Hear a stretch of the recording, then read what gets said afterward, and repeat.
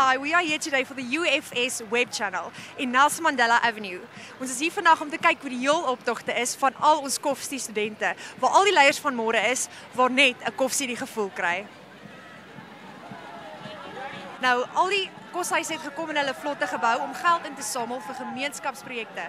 So van hier af gaan hulle eers te laan toe, reg af Heidedal toe met 'n bus, dan na die stadion toe waar hulle gaan luister na die Palatowns.